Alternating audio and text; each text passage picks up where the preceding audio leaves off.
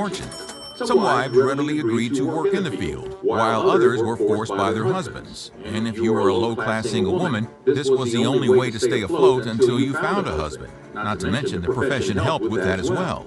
It was pretty much similar to how a lot of people these days have an entertainment account only for their fans. If you know, you know. The lowest class of brothel workers were the women who actually worked in brothels. They were forced to be with the men the madam selected for them, and they weren't allowed to deny services. The working and living conditions were poor, filthy, and unkempt. But madams also tried their best to keep their health in check to save them from venereal diseases, as these ailments were not only dangerous for the women's longevity as a worker, but also brought disrepute to the establishment. When do you desire today? On the surface, high-class courtesans to low-class brothel workers may have had their work cut from the same cloth. But not everybody likes to order vanilla when they go to an ice cream parlor. Isn't that the truth? Some people have a more exotic taste, like Rocky Road and British Glow ice cream. And some may not say it publicly, but could be closet gluttons for wasabi ice cream or ketchup-flavored ice cream. Ketchup. Well, we better not judge others, and neither did the brothels of the Victorian era. In fact, they looked at it as an opportunity and provided those exotic flavors. As we all know, Victorian times were quite prudent and judgmental, expecting everybody to behave and desire in a certain manner. Many men didn't get what they wanted from their significant others in their marriage. Most of them weren't even bold enough to mention it to their wives. And a certain number of them had desires that their wives were just biologically incapable of fulfilling. During the Victorian era, women were not allowed to have a liberal mindset when it comes to bedtime, so that explains a lot of stuff we just mentioned. But brothels were a place where there was no judgment regarding one's inhibitions, and one could get what they wanted, given they were in the right place. Brothels understood that, and they began dealing in expertise establishments that would offer exclusive services that were in demand.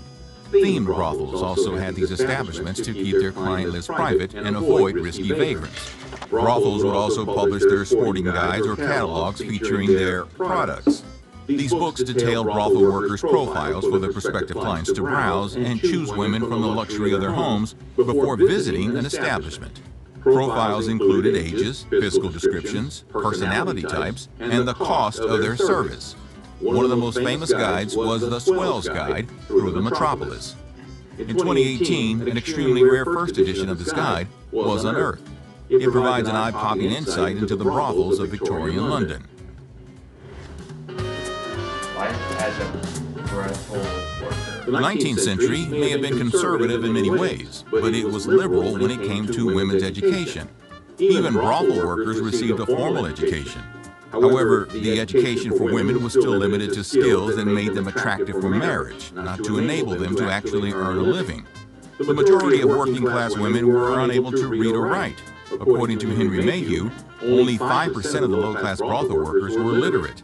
They usually would ask their clients to read newspapers to them so they could stay up to date on current events. Higher-class courtesans, however, were skilled in many ways, like etiquette, dancing, drawing, and playing piano.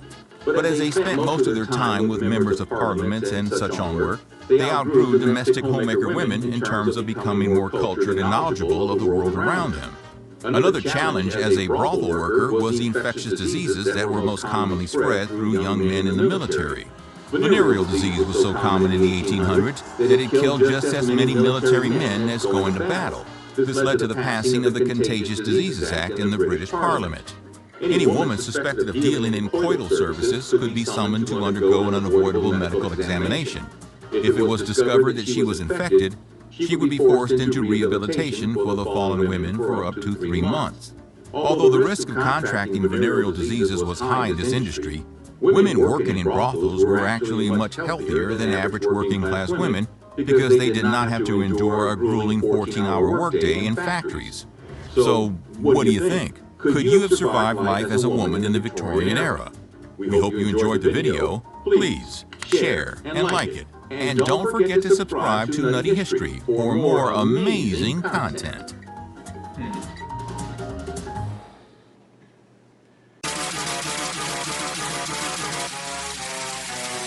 Trapping.